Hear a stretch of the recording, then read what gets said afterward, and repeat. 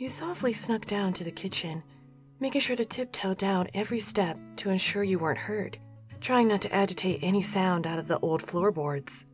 You got to the fridge and pulled out some supplies, along with some dry ingredients and mixing bowls. Shinzo was dead tired today. After finishing a 24-hour-long mission, you knew this would be your best shot. It wasn't likely that he would be woken up, and you could use this time to make your gift. It was Shinzo's birthday tomorrow, and you wanted to surprise him with a homemade cake. You searched all over the internet and found a recipe you thought would be perfect, even going the extra mile to figure out how to draw cats onto it too. Koda was in bed with him, curled up at his side, so it made it even less likely that he would get out of bed.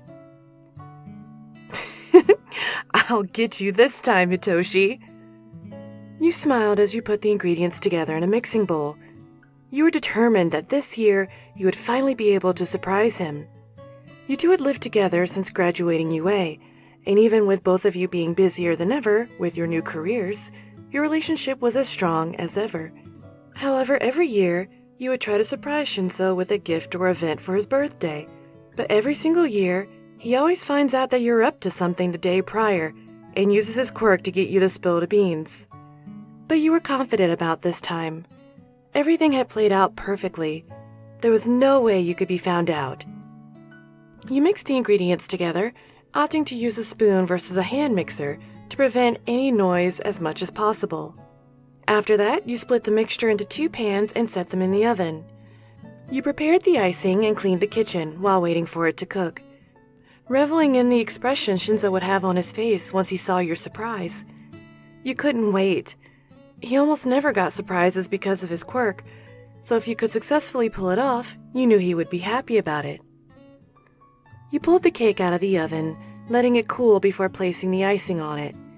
You even had a piping bag ready so you could paint a purple cat on the top. After almost finishing your work, you looked at the clock sitting on the wall, seeing that it was now 11:15 p.m. This was good. You had hardly made any noise and the cake was almost done. Once you finished, you would cover it up in the fridge and surprise him tomorrow morning with it. It would all be perfect. What are you doing? He spoke next to your ear. You jumped, feeling his hands on your hips, his lips grazing against your neck. You panicked, quickly turning and pushing him back so you could shield the cake from his eyesight with your body. "Shinzo? What are you doing here?" I live here. "No, I mean, what are you doing down here?" I heard a bunch of noise. Came down to check it out. Does he have the hearing of a bat? How on earth did he hear me? I was so careful. You nervously smiled, placing your hands on his shoulders. "I'm so sorry about that. Well, nothing to see here. You should go back to bed now. You're tired, right?" I'm always tired. He started. But now, you have my attention. He narrowed his eyes as your frantic ones looked at every other space it could except back at him. You're hiding something. "Don't be silly. Just go back to bed. You need your rest after all." All right. He slowly walked back to the kitchen door before looking back at you. You'll be coming up to bed soon, won't you? "Yes, of course. Very soon." Gotcha. Shit! You internally slapped yourself as you felt complete control of your body slip away. Your eyes were focused on him as a small grin crept onto his face. He has yet to give you a command, only left you there standing as he walked past you, examining the cake on the counter and the purple cat you had nearly finished painting on it. He was confused. A cake? This late at night? But why? He knew you enjoyed your sweets, but this was a bit much. And why go through all the trouble to make a cake when you could just buy one? He turned back to you, looking directly into your now pale eyes. You internally panicked, hoping he wouldn't be bothered to ask you anything, yet somehow you knew that was asking too much. What are you making the cake for? Damn it all! You internally screamed. You bit your lip, trying desperately to keep the info to yourself. You knew it was close to midnight, and your stubbornness desperately wanted you to keep the surprise a secret until the actual day of his birthday. But despite your resistance, his quirk was strong and practically impossible to break out of without physical harm. And of course, you didn't want to go that far. You succumbed to the inevitability that he would just get his way. Again. "The cake is for you." You spoke softly. "I made it myself. I was going to surprise you for your birthday." He was shocked. Birthday? You could feel your body relax slowly as the quirk wore off, and your control quickly returned. As soon as you could, you turned to the clock to see what time it was. 11:30 p.m. You were so close. You sighed, disheartened, almost not processing that Shinzo was still staring at you, his eyes still widened with shock. I completely forgot about my birthday. Yeah, I know. You always do. Yet every year I can never surprise you. Why would you want to do that? You know I don't need anything. You sighed. That's not the point. I want to do something for you. You know how hard it is to throw a surprise for your boyfriend with a mind control quirk? It's practically impossible.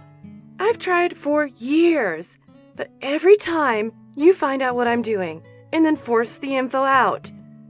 I really thought I had it this year. I just wanted to do something special for you. He was taken aback, your words slamming into him all at once as you vented out your frustrations. You sighed, stroking your hair back as you tried to calm down. It wasn't his fault you were bad at espionage. You hadn't meant to blame him. I care about you, Shinzo. I want to do special things for you because you mean everything to me, and I want you to be happy. You half-heartedly smiled, wiping your hands off on a nearby towel. You were tired. It was time to rest, and tomorrow, maybe the two of you could go out to dinner for his birthday. It wouldn't be a surprise, but you were sure he would enjoy it. You can still have the cake, of course. Maybe next year, I'll have a better chance of surprising you. You made your way out of the kitchen, dreading the thought of the awful long walk up the stairs. But you stopped, feeling a hand tight on your wrist. You had no chance to respond or turn around as you were pulled backwards, his hard chest hitting your back. You could feel his arms snake around you as his free hand crept up to your chin, pulling it in his direction before slamming his lips onto yours. You were shocked. His kisses were often so soft and gentle, but this was hot and passionate, his tongue prying open your lips to get a better taste of you. You felt like you were lost in a daze, your world spinning frantically, and yet you couldn't argue with this feeling. He held onto you tighter as he felt your knees buckle underneath you, holding you up to him with the sheer strength of his arm. He pulled from you slowly, giving your lips small little pecks before pulling away completely. You took in a deep breath, looking into his bright yet tired eyes as they bore into you. How is it that you're so wonderful? He mumbled, turning you to him fully and wrapping his arms around you. I'm sorry, I kept ruining your surprises for me. You smiled softly, finally getting past the shock of his kiss and sudden hug, and hugged him back, nuzzling into his shoulder. I hadn't meant to blame you back there. I'm sorry, too. No, you're right. It's frustrating. I guess I can't help but be curious, and having a quirk like mine just makes it easier to get answers. But I didn't mean to make your gifts feel any less special. I know. You know I love you. I love you too. And one of these days, I'm gonna surprise you. He laughed, pushing you tighter into him. I look forward to it then. But for now... He pulled from you and turned to the cake, wiping up some whipped cream with his finger and licking it. I really want to have some cake with you. Your eyes widened before a giant smile graced your face. I like the sound of that too. Good. He wiped up some more cream and dabbed it onto your nose. Hey! Before you could retort with buttercream revenge, he leaned in, licking the icing off the tip of your nose, smirking at the embarrassed expression now on your face. Now feed me, won't you? You both sat on the couch, talking and eating a slice of cake together. It was sweet and comfortable. Although your surprise didn't turn out as planned, you were just as happy with this.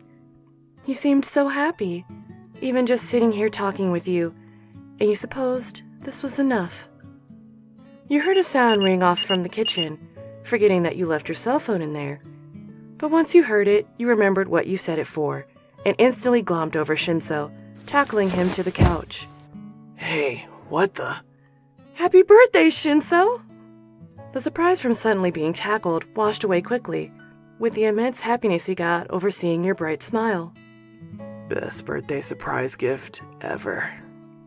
Your eyes lit up as you hugged him, happy to have another year of good times to look forward to with him.